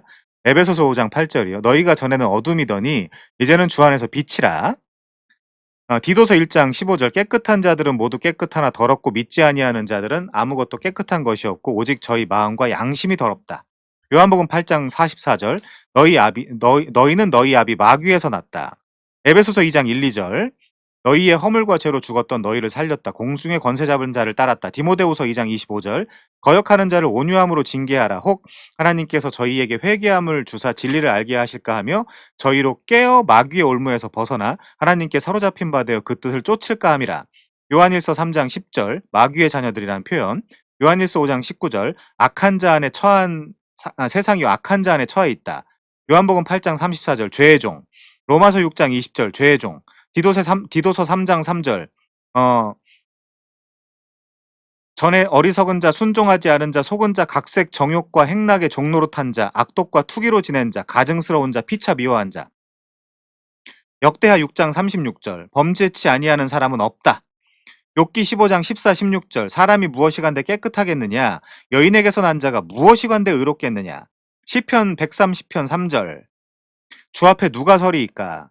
143편 2절 주의 종에게 심판을 행하지 마소서. 주의 목전에는 의로운 인생이 하나도 없습니다. 잠언 20장 9절 내가 내 마음을 정하였다 하였다. 내 죄를 깨끗하게 하였다 할 자가 누구냐. 전도서 7장 20절 선을 행하고 죄를 범치 아니하는 의인은 세상에 아주 없다. 전도서 7장 29절 나의 깨달은 것이 이것이라. 하나님이 사람을 정직하게 지으셨으나 사람은 많은 꾀를 내었다. 이사야 53장 6절 다 양 같아서 그릇 행하여 각기 제 길로 갔다. 이사야 64장 6절 우리는 다 부정한 자 같아서 우리의 의는 다 더러운 옷 같다. 로마서 3장 9절 이거 뭐 잘 아시죠? 의인은 없나니 하나도 없다. 이거 시편 14편 이거 인용한 거죠. 그리고 시편 143편 2절에 보면 주의 눈앞에는 의로운 인생이 하나도 없다. 이거 너무 많아가지고 여기까지만 하고 넘어가겠습니다. 이거 다 읽으려면 저는 그래서 이 알미니안주의를 개인적으로 어떻게 이해를 하냐. 성경을 일독도 안 해본 거 아닌가 진지하게. 이거 어떻게 이걸 부정하나. 이걸 전적 타락을. 너무 많거든요 이게 지금. 저 지금 반도 못 읽었습니다. 제가 지금 조사해 온 거. 자 아무튼 그렇고요. 넘어갈게요 그냥. 성경은 타락한 인간도 물론 외적으로 선한 행위를 할 수 있지만 성령으로 거듭나지 않고는 절대로 참된 선을 행하거나 하나님을 기쁘시게 하는 행위를 할 수 없다라고 선언한다. 여기 이제 참된 선은 뭐냐면요. 하나님이 인정하시는 선, 혹은 궁극적인 선, 혹은 오염이 없는 선, 혹은 구원이 가능한 선입니다. 근데 그거를 행하거나 하나님을 기쁘시게 할 수 없다라고 선언한다라는 거죠. 성령으로 거듭나면 그게 가능하다. 왜냐하면 성령의 열매니까 내 열매가 아니라. 자, 유일하게 참된 관점인 하나님의 관점에서 볼 때 자연인은 생각과 말과 행실에 있어서 선을 행할 능력이 도무지 없으며 따라서 자신의 구원에 아무런 공로도 할 수 없다. 심지어 자연인은 뭐라고 이야기하냐면요. 사도 바울 같은 사람들은 로마서 14장 23절에서 믿음을 따라 하지 않는 것은 다 죄니라라는 표현이 있어요. 아니 자연인이 어떻게 믿음을 따라 행하죠? 그러니까 자연인은 무조건 착한 일을 해도 죄라는 거예요. 그런 관점에서 보면요. 자, 칼빈주의자들은 전적 타락에 대해 말하면서 우리가 우리의 원죄와 자범죄로 인해 하나님 앞에서 지옥에 가야 마땅할 죄가와 부패를 가지고 있다라고 고백을 한다. 우리는 이 죄가와 오염을 지울 수도 없고 하나님의 은총을 얻기 위해 아무런 공헌도 할 수 없다. 문병호 교수님은 뭐라고 이야기하냐? 아니다, 공헌할 수 있다. 그럼 무슨 공헌이요? 우리한테 은혜를 받기 위한 죄를 가지고 있지 않냐? 그 죄를 짓는 공헌 정도는 할 수 있다라고 문병호 교수님 그렇게 말씀을 하시더라고요. 자, 다음 단락이요. 표준에서 이탈한 죄악. 전적 타락은 죄와 때려야 뗄 수 없는 관계에 있다. 전적 타락이란 죄로 말미암아 발생할 수 없는 피할 수 없는 결과다. 또한 죄는 우리의 전적 타락으로 인해 발생할 수는 피할 수 없는 결과이다. 그러므로 당신의 죄가 무엇인지 알지 못한다면 결코 이 전적 타락을 이해할 수 없을 것이다. 죄가 뭐냐면요. 하나님과 끊어진 상태에서 사는 모든 것이 다 죄죠. 음. 다시 하나님께 돌아가면 예수 그리스도를 통해서 하나님께 돌아가면 그게 의고요. 자, 죄는 다음 줄이요. 우리 행위와 태도와 본성으로 하나님의 도덕법을 준수하는 일에 실패한 것이라고 이야기할 수 있다. 아, 이건 사실은 그 도구죠. 그렇게 보여지는 거죠. 상태와 그 도구는 좀 구분을 해야 되겠죠. 우리가 절대 하지 말아야 될 일을 행하거나 되지 말아야 될 존재가 되는 것, 우리가 반드시 해야만 하는 일을 하지 않거나 되어야만 하는 존재가 되지 않는 것이 다 죄다 이렇게 이야기하네요. 자, 제일 밑에 보면요. 마틴 루터가 잘 표현했듯이 죄는 하나님을 하나님 되시게 하는 모든 일에 실패하는 것을 죄라고 이야기할 수 있다. 자, 107페이지입니다. 성경은 죄에 대해서 매우 다양한 용어를 사용한다. 이따 그럼 원어를 한번 제가 그냥 단톡방에 한번 올려볼게요. 자, 개인적으로 볼 때 죄에 대한 모든 다양한 용어들은 다음과 같은 의미를 지닌다. 요 의미는 밀라드 에릭슨이라는 사람의 쓴 내용을 요약한 겁니다. 밑에 각주도 있죠. 첫 번째요. 하나님께서 우리의 목표로 정하신 관역에 이르지 못하는 것. 관역에 이르지 못하는 것. 즉 하나님의 영광을 위해 살지 않는 것을 의미함. 둘째, 의의 부재를 나타냄. 그리고 불신앙적, 불경건한 자가 되는 것. 세 번째요. 하나님의 계명을 위반하는 것. 그리고 하나님께서 정하신 한계를 넘어서는 것. 다 죄죠, 이렇게 따지면. 넷째요. 죄가와 관계하는 것. 즉 충성과 신실, 피스토스를 잃어버리고 올바른 길에서 이탈하는 것. 하나님께서 명하신 것을 실행하지 못하는 것. 다섯 번째요. 하나님을 향한 믿음과 신뢰를 깨트리고 불순종하는 것과 거역하는 것. 또는 의식적인 배반 행위. 여섯 번째요. 사람들의 마음을 하나님을 반대하는 마음으로 바꾸는 왜곡. 마지막이요. 특별히 하나님께 심판받을 정도로 하나님이 미워하시는 행위를 저지르는 것을 의미함. 밀라드 에릭슨 요약한 거고요. 물론 뻘컵책에도 이게 잘 나와 있습니다. 우리의 모든 생명이 바로 이런 목표를 놓쳤고 본성상 불경건한 자가 되었다. 모든 사람들이 다 하나님께서 금하신 선을 넘었으며 죄악을 범했다. 모든 사람들이 다 하나님의 음성에 불순종하고 그분을 대적했고 하나님께서 혐오하고 싫어하는 일을 쉽게 행하는 존재가 되어버렸다. 음. 자, 그렇습니다. 칼빈은 뭐라고 이야기하냐? 칼빈이 한 이야기만 잠깐 제가 읽어 드리면요.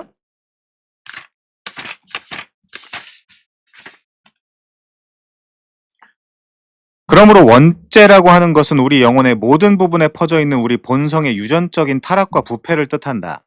우리 본성의 모든 부분이 전적으로 부패하고 타락했으므로 우리는 그것으로 말미암아 어떤 죄악도 용서하지 않으시는 하나님 앞에서 철저한 죄인의 모습으로 서게 된다. 또한 이런 타락은 마치 쉬지 않고 타오르는 화롯불처럼, 쉬지 않고 흐르는 시냇물처럼 우리 안에 멈추지 않고 남아서 육체의 일을 거듭거듭 만들어낸다. 심지어 칼빈은 우리는 우상을 만들어내는 공장이라고까지 표현하기도 하죠. 우상 공장? 우상 제작소? 자, 이런 모든 일의 출발이 원죄죠.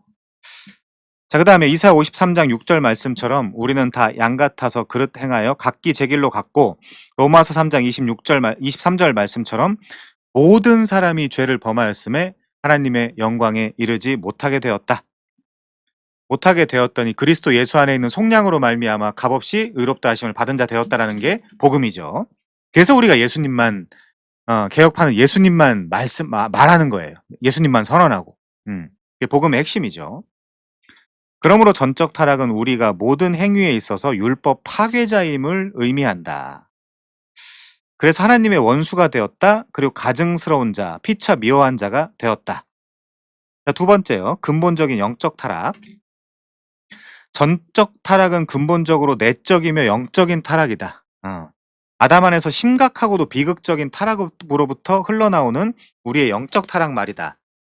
그래서 아까 제가 벽돌 소개해드렸는데 이 책을 쓰신 이 저자께서는 설교자들한테 이런 부탁을 해요. 뭐라고 얘기를 하냐면요. 칼빈주의 5대 교리 중 제일 첫 번째 교리인 전적 타락과 부패, 전적인 무능력은 구원에 있어서 죄악된 인간이 할 수 있는 것은 아무것도 없으며 그 인간의 상태는 그 구원이 자신에게 얼마나 필요한 것인지조차도 깨닫지 못할 정도로 심각하게 타락하고 부패했음을 말해주는 교리이다. 이 교리의 핵심은 인간이 죄악으로 인해 하나님께 나아갈 수 있는 모든 힘과 능력을 버렸다는 것이고, 더 나아가 구원의 필요성과 긴박성까지도 인식하지 못하고 있다는 것이다. 이걸 깨우쳐줘야 되는 거죠. 외적 부르심으로.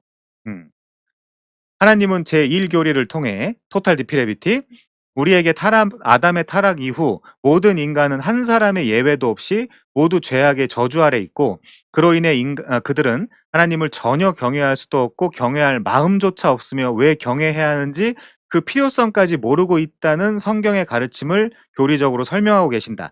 한마디로 하나님은 제1교리를 통해 한 번 죄인은 영원한 죄인임을 말씀하고 계신다. 이것이 우리 설교자들이 제1교리를 통해 외쳐야 되는 하나님의 말씀이다. 아니, 우리가 예를 들면 죄인들에게 우리가 왜 죄인인지를 설명해 줘야 예수님이 필요하구나라는 걸 깨닫게 될 거 아닙니까? 외적 부르심을 통해서요. 따라서 이 교리를 설교할 때 설교자는 다음과 같은 질문으로 시작해야 된다. 첫 번째, 인간은 자기 스스로 자기를 구원할 수 있을까? 두 번째, 과연 인간은 자신의 힘으로 자기 구원의 필요성을 깨달을 수 있을까? 이것도 못한다는 거예요. 첫 단추도 못 낀다는 거예요. 인간은 자기 스스로 구원을 향한 어떤 작은 희망이나 소망을 가질 수 있을 만큼의 능력과 거룩성을 가지고 있을까? 네 번째, 인간은 그 구원이 정말 자기에게 꼭 필요하며 절실한 것이라는 것을 자기 스스로 깨달을 만한 능력이 그 속에 있을까? 다섯 번째, 과연 인간은 구원에 대한 영적 열망과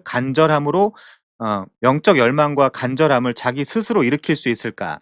먼저 설교자는 위와 같은 질문을 청중들에게 던짐으로써, 지난주 주일 예배 이거 다 들으셨죠? 이거 다 들으셔야 돼요. 주일 설교에. 내가 어디 갔다 왔고 어디 가평 어디 갔다 왔고 이런 거 듣는 게 아니라 이걸 들어야 돼요. 하나님의 백성들은. 그래서 그의 치료책, 그의 해답으로서 하나님이 보내주신 그의 독생자 모노게네스 아들을 소개하는 거죠. 설교 시간에. 그게 설교예요. 캐리그마. 먼저 설교자는 위와 같은 질문을 청중들에게 던짐으로써 인간의 실존 상황에 대한 문제를 제기하고, 그거는 마찬가지예요. 거기 누구야? 이건희가 앉아있든 이재용이 앉아있든 일론 머스크가 앉아있든 이걸 질문을 해야 된다니까요. 설교자는. 이후에 다음과 같이 대답해야 된다. 이 질문들을 한 다음에 '인간은 자기 스스로를 구원할 수 있을까? 자기가 구원을 받아야 된다라는 그 필요성을 알고 있을까?' 이런 질문을 막 한 다음에 다음과 같이 대답해야 된다. 천만에 그것은 불가능하다. 인간은 그것을 절대로 할 수 없다. 인간은 그 부분에 있어서 철저히 무능력하다. 왜냐하면 인간은 아담과 하와의 범죄 이후에 전적으로 타락했고 철저하게 부패했기 때문이다. 또한 영적인 면에 있어서도 전적으로 무능력해져서 자기 스스로 자신을 구원할 수 없는 전적 불가능한 상황으로 추락했기 때문이다. 그야말로 인간은 형체와 흔적은 남아 있으나 영적으로 아무것도 듣지도 말하지도 행동하지도 못하는 영적 식물인간 상태다. 그것은 마치 요한복음 11장에 썩어진 나사로의 시체 상태와 같으며 에스겔 37장에서 나온 골짜기의 마른 뼈와 같은 상태다. 이것이 바로 설교자들이 제1교리, 그러니까 이 전적 타락이죠. 제1교리를 설교함에 있어 그 시작과 끝을 보여주는 것이어야 한다. 위와 같은 질문의 해답의 과정을 거치기 위해 설교자들은 아래 몇 가지를 강조하며 설교해야 된다. 뭐 인제 그러면서 나머지를 소개하고 있는데요. 아무튼 자, 넘어갈게요. 죄를 생각할 때 우리는 종종 살인, 절도, 암살 등의 끔찍한 행위나 그 밖에 표면적으로 관찰할 수 있는 외면적인 행동들로 제한하기 쉽다. 그런데 성경은 이것보다 훨씬 더 엄격하고 철저하다. 성경은 인간의 외면적이고 표면적이며 만질 수 있는 행위들뿐만이 아니라 깊은 곳까지 관찰한다. 그래서 여자를 보고 음욕을 품었어? 이미 마음에 간음을 했네. 미워했어? 이미 마음에 살인을 했네. 이런 식으로 그게 그렇게 쉬운 문제가 아니에요. 우리가 뭐 그 '딴 사람보다 좀 낫지 않나?' 이런 착각에 빠질 수 없어요. 성경을 제대로 일독을 해 본다면. 일독이 아니라 이제 많이 하셔야 되겠지만, 그리고는 우리의 사상과 야망과 결정과 동기들, 우리의 사상 부패했어요. 다 썩었어요. 야망, 결정, 동기, 음, 다 썩고 다 부패했습니다. 이거 인정해야 돼요. 하나님 앞에서. 이거 인정하지 않으면 자신을 못 보고 있는 거죠.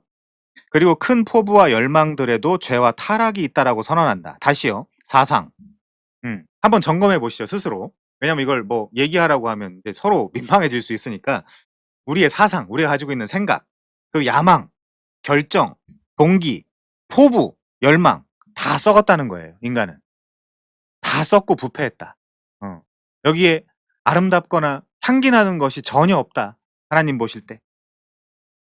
자, 그래서 아까 만물보다 부패한 것은 마음이라 그랬죠. 목표를 놓치고 있는 것은 사람의 행위나 말이 아니라 인간의 마음이다. 이것이 바로 진정한 목표이다. 바로 인간의 마음이 불신앙적이고 이기적이며 탐심이 가득하고 감각적이며 항상 하나님을 끌어내리기 위해 노력하는 것이다. 죄를 짓고자 하는 열망이 바로 죄인 것이다. 근데 교회 안에 와서는요, 사람들은 그 마음을 볼 수 없으니까 착한 척을 하고 신앙 있는 척을 하고 남을 사랑하는 척을 하고 척척 박사 노릇을 하고 있는 거죠. 가면무도회를 하는 거죠, 교회 나가 가지고. 그러니까 전적 부패와 전적 타락을 알면 하나님과 사람과 세상 앞에서 겸손해질 수밖에 없겠죠. 자, 다음 단락입니다. 칼빈은 이것을 다음과 같이 묘사했다. 인간의 본성으로 미루어 볼 때 우리가 선한 행위를 하는 것보다 돌에서 기름을 추출하는 것이 훨씬 더 쉬울 것이다. 자, 왜 그런가?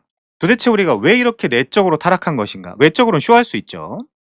자연인이 의로운 행위를 하는 것이 불가능한 이유가 도대체 무엇인가?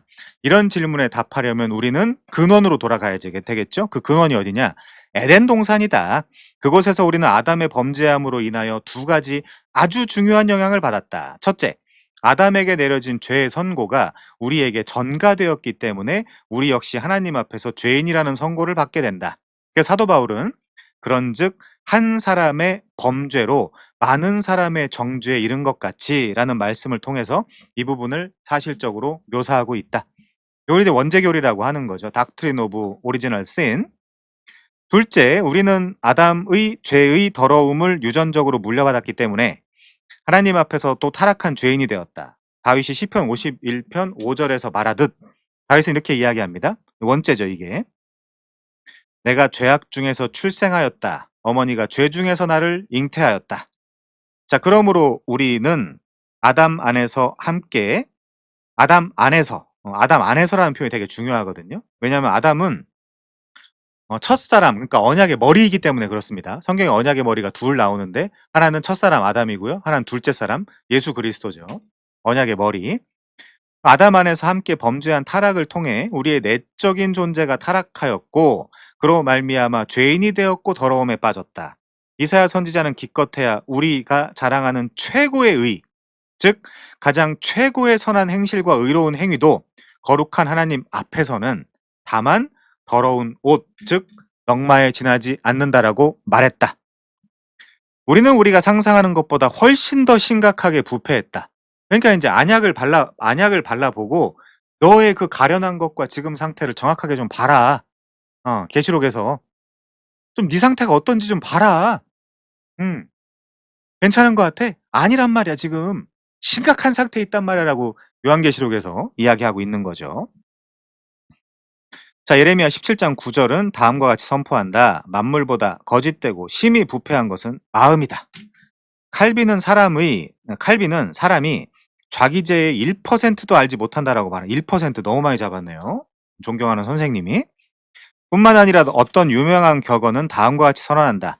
가장 훌륭한 사람의 실수를 그의 이마에 새겨 넣는다면 아마도 그는 자신의 모자를 끌어당겨 눈까지 가려야 될 것이다. 우리는 하나님의 면전에서 하나님한테 면전이라는 말 쓰나요? 아무튼요. 하나님 앞에서 하나는 우리가 나쁜 전력을 가지고 있다라는 것, 다른 하나는 우리가 아주 나쁜 마음을 지니고 있다는 것이다. 특히 두 번째 문제가 훨씬 악하고 심각한데 우리가 자신의 영적인 문제를 성경적인 의미로 이해한다면 우리는 이러한 상태가 실제 범죄보다 훨씬 더 심각하고도 무거운 죄임을 깨닫게 될 것이다. 이제 이걸 못 깨달으면 사실은 정상적인 신앙생활을 안 하고 있는 거고 못 하고 있는 거예요. 사실은 이걸 모르면 백날 교회 다니고 뭐 예배 인도하고 설교하고 뭘 해도 요걸 지금 모르고 있는 상태에서 살아간다라고 하면 그는 지금 정상적인 신자가 아니에요. 그래서 늘 겸비하게 되죠. 하나님 앞에서. 아, 나는 도대체 뭔가. 난 진짜 쓰레기구나. 벌레구나. 아, 이게 지금 얼굴을 들고 살 수가 없구나. 이거 부끄러워 가지고. 이제 이게 굉장히 뿌리 깊게 박히는 거죠. 이게 없다면 심각한 착각에서 빠져 살게 되는 거죠. 자, 실제 범죄보다 훨씬 더 심각하고도 무거운 죄임을 깨닫게 된다. 칼빈은 1%도 모른다. 우리의 원죄와 나쁜 마음의 샘 근원으로부터 우리의 실제적인 죄들이 흘러나오기 때문이다. 우리는 외적으로 부패했기 때문이 아니라 영적으로 타락했기 때문에 죄를 범하는 것이다. 근데 그 영적인 것, 그 마음 이런 거는 사람들이 모르잖아요. 그러니까 이제 쇼로 때우는 거예요. 자꾸만 사람들 앞에서 착한 척 하고요. 바로 이것이 칼빈이 모든 죄는 우리 본성의 오염이라는 일반적인 진리를 확증해 준다라고 말한 이유다. 사도 바울은 자신의 타락의 깊이를 감지하고는 죄인 중에 내가 괴수다. 폰 프로톤 그 하마르톨론 프로토스 내가 죄인들 중에 제일 앞에 있다. 죄인 중에 내가 괴수다. 존 버녀는 자신의 영적인 부패를 잠시 보고서 영국에 있는 그 어떤 사람의 마음이든지 그것과 자신의 마음을 바꿀 수 있으면 좋겠다라고 말했다. 아무튼요. 이 존 버년의 죄인 개수에게 은혜, 임한 하나님의 은혜인지 이런 책들은 진짜 명저입니다. 한번 읽어보시면 좋겠고요. 철로역정보다 저는 더 좋은 책이라고 개인적으로는 판단을 하는데요. 고백록과 함께. 자, 그리고요. 루터는 이런 문제에 대해서 다음과 같이 훌륭하게 요약을 한다. 뭐냐? 한번 보죠. 원죄는 우리 안에 있는 턱수염과 같다. 원죄라기보다 이제 원죄 영향이라고 하는 게 더 좋겠네요. 오늘 아침에는 면도를 해서 깨끗하게 보이지만 내일이면 턱수염은 또 자란다. 우리가 지상에서 살아가는 한 턱수염은 계속해서 자랄 것이다. 이와 마찬가지로 우리의 원죄 역시 근절되지 않는다. 원죄 영향. 우리가 살아있는 한 원죄의 영향은 계속해서 우리 안에서 솟아오를 것이기 때문이다. 자, 세 번째 보겠습니다. 비극적인 아주 전체적인 타락. 전적 타락은 죄가 비극적으로 포괄적이라는 것을 의미한다. 근데 우리가 그 뭐 쓸데없는 소망, 희망, 이 쓸데없는 소망이라고 하면 안 되겠네요. 안 되겠네요. 이 세상에서의 어떤 그런 마취제, 내일에 대한 어떤 그런 기대 이런 것 때문에 이걸 다 잊고 사는데 사실 완전한 부패죠. 완전한 타락이고 완전히 파산된 실존이죠, 사실은. 그거를 잘 인식하지 못하고 살 뿐입니다. 말하자면 죄가 우리 인간의 모든 국면에 지독한 영향을 미친다라는 뜻이다. 이걸 인제 해결받지 못하면 괴롭죠. 우리의 영적 생명이 심각하게 잘못되었을 뿐만이 아니라 우리 존재의 부분 국면이 아니라 모든 국면이 심각하게 잘못된 것이다. 요걸 모르면 이제 교회 안에서 당회에서도 싸우고 노회에서도 싸우고 총회에서도 싸우고 인제 그러는 겁니다. 인제 이 겸비한 사람들끼리만 모이면 그럴 일이 없겠죠. 근데 인제 내 의견을 피력해야 되고 내 의견을 받아들여 줘야 된다라는 이유로 서로 싸우는 거죠. 교회 안에서도 치고받고. 우리의 인격의 그 어느 부분도 죄의 영향을 받지 않은 곳은 단 한 군데도 없다. 없다. 우리의 지성, 양심, 감정, 야망, 의지, 우리 영혼의 요새들이 모두 다 본성적으로 죄의 노예가 돼 버렸다. 루터 기운다. 죄로 기우는 성향, 기운다. 노예 의지다. 그래서 예수님께서 이렇게 한탄하신다. 암탉이 그 새끼를 날개 아래 모음과 같이 내가 내 자녀를 모으려 한 일이 몇 번이더냐. 그러나 너희가 원하지도 않는구나. 그런데 전적 타락이 절대적인 타락은 아니다. 칼빈주의자들은 전적 타락의 의미가 인간이 짐승이나 마귀처럼 또는 그들이 원하거나 뜻하는 만큼 얼마든지 타락한 존재가 되었다는 것이 아님을 진술하기 위해서 항상 노력을 했다. 이 세상은 지옥이 아니다. 전적 타락은 불신자가 행하는 모든 행위가 전적으로 악하다라는 것을 의미하는 것이 아니라, 그쵸? 부모 자식 간에 뭐 전적으로 악한 일만 세상에 현실적으로 있는 건 아니잖아요. 어려운 사람도 돕게 되고 여러 가지 그런 일들이 있잖아요. 그런데 그가 행하는 것 가운데 전적으로 선한 일이 전혀 없다는 것을 의미한다. 누구 앞에서요? In front of God. 하나님 앞에서. 상대평가 아닙니다. 하나님 앞에서는 절대평가예요. 쭉 줄 세워 가지고 몇 등까지는 들어와. 몇 등까지는 착한 사람 아니에요. 절대평가예요. 절대평가. 인간이 하나님이나 양심을 전혀 인식할 수 없을 만큼 타락한 것은 아니다. 물론 이건 은혜가 필요하죠. 하나님의 일반적인 은총으로 인하여 인간은 여전히 가족적인 애정을 표현할 수 있고 시민으로서의 의무를 행할 수 있다.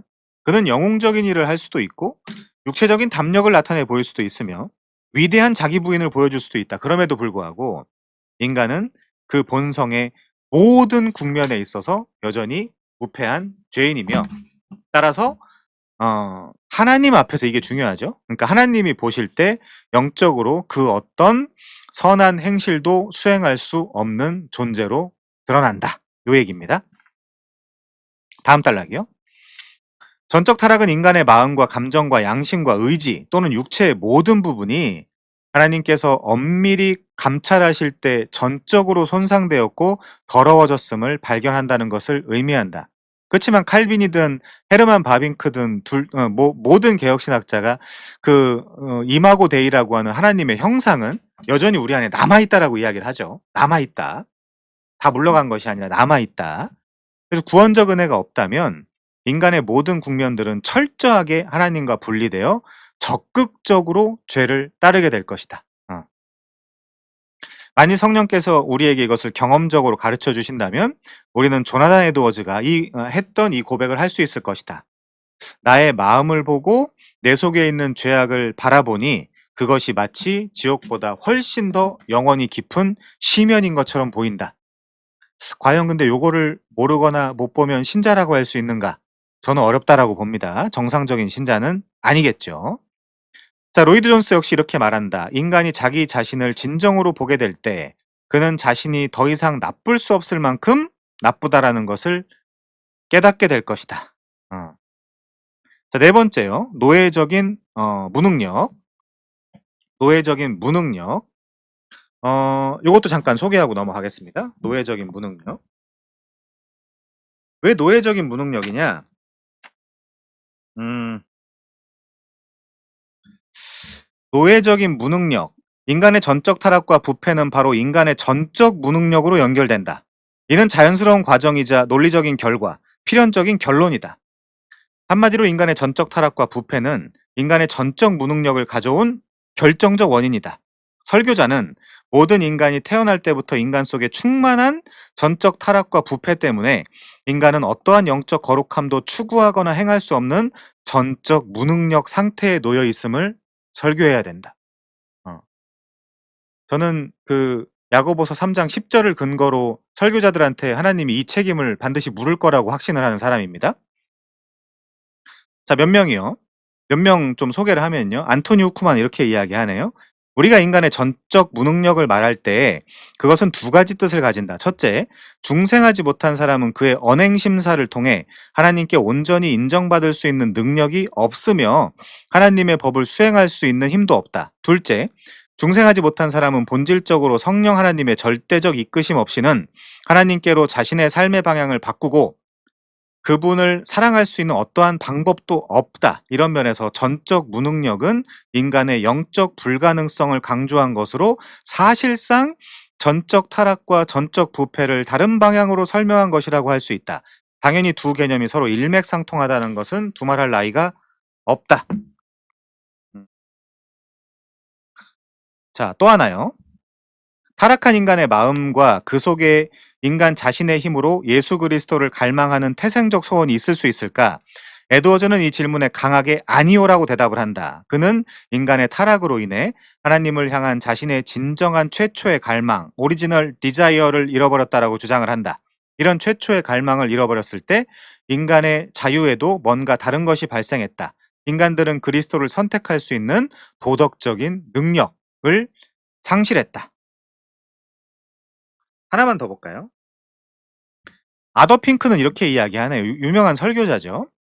개혁파 설교자입니다. 설교자들은 죄인을 상대로 설교할 때 자주 죄인을 향한 하나님의 복음을 병상에 누워있는 환자와 그 옆 탁자에 놓여있는 약의 관계로 비유해서 환자가 손을 뻗어 약을 잡아 복용하기만 하면 문제는 다 해결된다라고 말한다. 그러나 이 예화가 성경이 증거하고 있는 인간의 전적 타락과 부패의 진리와 조화되려면 병상에 누워 있는 환자는 맹인이기 때문에 앞을 보지 못해서 그 약을 볼 수 없으며 손까지 마비되어 손을 뻗어 약을 잡을 수도 없으며 그의 마음이 그 약에 대해 전혀 어떠한 확신도 가지고 있지 못할 뿐만이 아니라 의사를 향한 강한 증오심에 가득 차 있는 상황이라고 묘사해야 된다. 뭐 하나도 답이 없다는 거예요. 뭐 하나도. 뭐 하나도. 오호라, 인간의 현주소에 대해서 이렇게 피상적으로 말할 수 있다니. 설교자들이. 이렇게 인간의 상황에 대해서 피상적으로 말할 수 있다니. 예수 그리스도께서는 스스로 돕는 자를 돕기 위해 오신 것이 아니라 그의 선택한 백성들이 스스로 할 수 없는 일을 그분이 홀로 대신하기 위해서 오셨다. 이렇게 이야기를 해야 된다는 거죠. 자, 그게 우리 4번에서 배울 노예적인 무능력입니다. 요거를 인정을 안 하면 우리는 하나님의 은혜를 받은 자라고 이야기할 수 없겠죠. 이게 인제 첫 단추인데 첫 단추인데요, 이게. 그다음 단계로 못 넘어가요, 이게 없으면. 절대로. 음. 장담합니다. 이게 없으면 그다음 단계로 절대로 못 넘어가요. 신앙도 단계가 있어요. 믿음의 분량이 있어요. 자, 전적 타락은 무능력을 의미한다. 그것은 우리가 본능적으로 죄에 실제로 중독된 것을 뜻한다.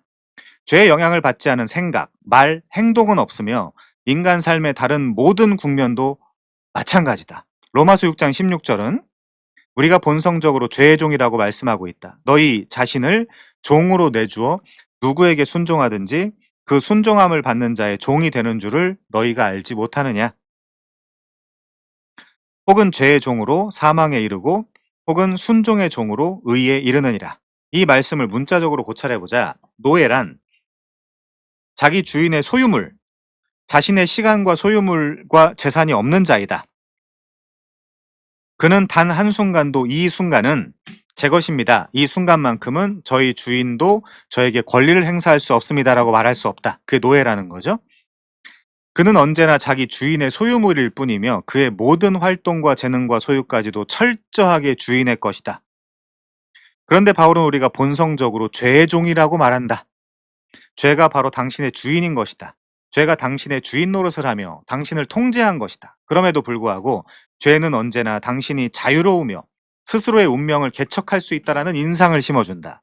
이와 같이 전적 타락은 도덕적 무능력을 수반한다. 아까 뭐라고요? 요한복음 11장의 죽은 나사로처럼, 에스겔 36장의 마른 뼈로 비유되는 이스라엘처럼, 일어나야 되는 달리다굼 소녀처럼, 소녀여 일어나라 달리다 쿰. 우리는 태어날 때부터 영적으로 무기력하고요. 우리 자신을 구원할 능력이나 의지가 없다. 이제 요거 반대편에 서면 아닌데? 그렇지 않은데? 꽤 괜찮은데? 나 정도면 꽤 괜찮은 사람인데 이제 알미니안주의로 가면 되죠. 우리는 기독교 신앙을 인식할 수도 없고 회심을 하기 위해 어떤 일도 행할 수 없다. 이게 중요합니다.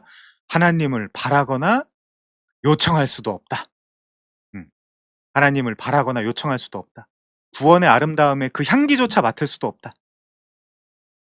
근데 거기에 그러니까 진짜 이 구원에 대한 필요성이나 이런 것도 못 느끼고 있는데 하나님이 전적으로 하나님의 주권적인 은혜로 그 복음을 들고 찾아오신 거예요, 우리한테.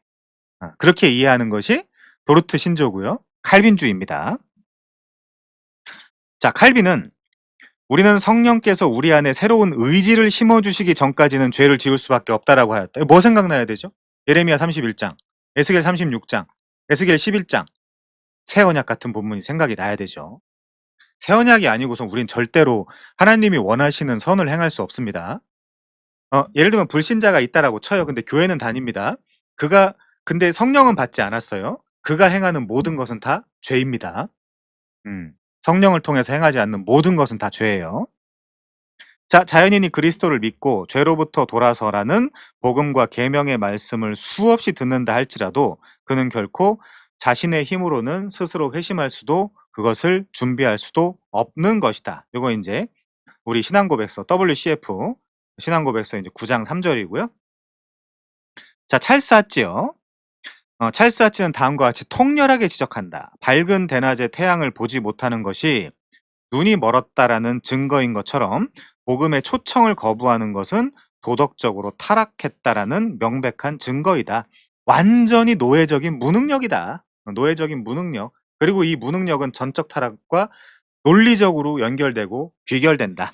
자연인이 어떤 죄와 그 죄의 결과로부터 자유로워지고 이런 방향으로 약간의 노력을 더 기울일 수도 있다. 그러나 인간은 철저하게 죄의 노예가 되어 그는 잃어버린 바 되는 중이거나 죽어가는 중이 아니라 허물과 죄로 이미 잃어버린 바가 되었고 죽은 것이다. 그럼 알미니안주의자들은 뭐 하는 거죠? 이 죽은 자들한테 일어나라고 하는 거예요. 죽은 자들한테. 어. 근데 칼빈주의는 뭐죠? 하나님이 에게이로 일으키시는 거. 하나님이 일으키시는 거. 철저하게. 시너기즘 아닙니다. 우리는 협력하는 게 아니에요. 이 세상에 태어나는 모든 사람들은 본성상 죄의 노예, 온 세상이 본성상 죄의 지배를 받고 있다. 태어날 때부터 우리의 모든 것들이 하나도 예외 없이 죄에 속해 있다니 얼마나 충격적인 말인가. 잘 보세요. 우리의 침묵이 죄에 속해 있다. 우리의 태만이 죄에 속해 있다. 우리의 재능이 죄에 속해 있고 우리의 모든 행위가 단 하나도 예외 없이 죄에 속해 있다. 우리 인격의 모든 국면들이 다 죄에 속해 있다. 죄가 우리의 주인이며 우리를 지배한다. 우리는 죄의 종인 것이다. 죽은 자인 것이다. 전적 타락은 우리 안에서 능동적으로 활동한다. 죄는 단순히 의의 부재가 아니라 그냥 부패의 실존, 현존이다. 우리의 타락은 하나님의 뜻을 위반하기 위해 매우 독창적이고도 창의적인 새로운 방법을 늘 개발한다. 죄는 우리 안에서 자라고 있는 암덩어리 같아서 마구마구 퍼지며 생산적이고도 정력적이며 스스로 번식하는 존재이다. 그것은 마치 통제할 수 없을 정도로 번지는 불과 같다. 이곳저곳 번져서 사납게 피어오르는 강한 불말이다. 대학살의 공포, 오늘날의 극악무도한 테러, 날마다 신문의 헤드라인을 장식하는 무시무시한 사건들을 통해 우리는 부패한 우리 자신의 모습을 보게 된다. 그들의 모습뿐만이 아니라 그들이라는 거울을 통해서 나도 그렇지라는 그 부패한 모습을 보게 된다라는 거죠. 그래서 만일 하나님께서 우리를 그냥 그대로 내버려 두신다면 우리의 능동적인 본성이 더 이상 무슨 짓을 하게 될지 아무도 예측하게 될 수 없을 것이다. 그래서 하나님은 일반 은총으로 우리를 꽉 붙들고 있다. 자, 비키는 이렇게 이야기하네. 나의 구원받지 못한 나의 사랑하는 친구들이여. 당신은 죄의 중독에 빠진 사람들이다. 지금 이 시간에도 당신은 죄의 종이며 오늘 밤 잠자리 드는 순간에 역시 죄의 종이다. 심지어 당신은 기도하는 순간조차도 죄의 종이다.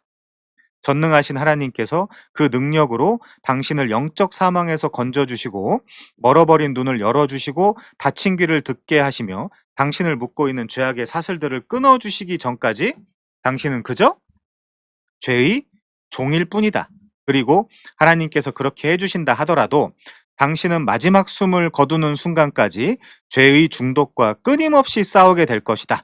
왜냐하면 우리는 마지막까지 죄의 중독으로부터 회복되어야 되는 존재이기 때문이다. 그래서 바울이 이렇게 울부짖는 거죠. 오호라, 나는 곤고한 사람이로다. 이 사망의 몸에서 누가 나를 건져내랴. 타나토스 소마. 타나토스 소마. 소마토스 투 타나토스. 이 사망의 몸. 이 사망의 몸. 철저하게 죄의 지배를 받는 인간의 상태를 묘사하는 거예요. 요거는. 죽은 몸. 이 사망의 몸. 로마서 7장 24절이요. 자, 다섯 번째입니다. 죽음에 이르는 치명적인 타락. 전적 타락은 죄의 마지막 결과를 확실하게 보여준다. 바로 죄의 싹슨 사망이라는 것이다. 만일 당신이 죄를 위해 일하고 봉사한다면 당신은 죄의 싹을 받을 것이다. 이것은 절대적인 도덕 법칙이다. 우리는 하나님 안에 살고 움직이고 존재한다. 우리 호흡의 모든 순간이 하나님의 손 안에 있다. 죄의 씨앗을 뿌린다면 당신은 심판이라는 열매를 거두게 될 것이고 불신앙에 바람을 심는다면 당신은 파멸의 광풍을 맞게 될 것이다. 에드워즈는 이렇게 이야기하더라고요. 선하신 하나님의 손에 붙잡힌 죄인들이라는 설교에서 인간의 상태를 첫 번째, 위험한 미끄러운 벼랑 위에 서 있는 존재들, 혼자 고독하게 서 있는 자, 예고 없이 들이닥치는 멸망을 받아야 될 자, 회오리 바람에 날리는 볏짚 같은 자, 불꽃 속에 마른 꽃 풀잎 같은 자, 땅 위에 설설 기는 벌레 같은 자, 혀를 날름거리며 기다리는 지옥의 불꽃에 타들어가야 마땅한 자. 이제 이런 식으로 인간의 상태를 묘사하는 거를 제가 소개를 했습니다. 자, 한 번 죽는 것은 사람에게 정해진 거래요. 그 후에는 심판이 있다라고 합니다. 이 심판을 대비하라는 것이 사도들의 서신이죠. 자, 심판이 점점 우리에게 다가오고 있다. 하나님은 계산서를 보내시고 우리가 그것을 계산 혹은 결산해야 될 때가 오고 있다. 금방이죠, 사실은 생각보다. 육체적 사망은 절대로 피할 수 없는 사실. 당신과 나는 하나님의 영원한 책에 사망이라는 일방적인 약속을 받은 사람들이다. 우리 모두에게 가장 확실한 일 중에 하나가 바로 우리 몸과 영이 분리되는 날이 온다는 것이다. 그날이 심판 때죠. 그러나 이것보다 더 심각한 것은 우리 영혼이 하나님과 분리되는 것. 이게 뭐예요? 영적인 사망이죠. 그로 말미암아 우리는 하나님의 형상과 하나님과의 교제를 상실하고 그분의 저주 아래에 놓여서 슬피 울면서 이를 갈겠죠. 더 나아가 무엇보다도 심각한 영적 사망이 있는데, 즉 우리의 영혼과 몸이 조금의 일방 은총도 없이 하나님으로부터 영원히 분리되는 사망이 기다리고 있다는 것이다. 영적 사망은 지옥이다.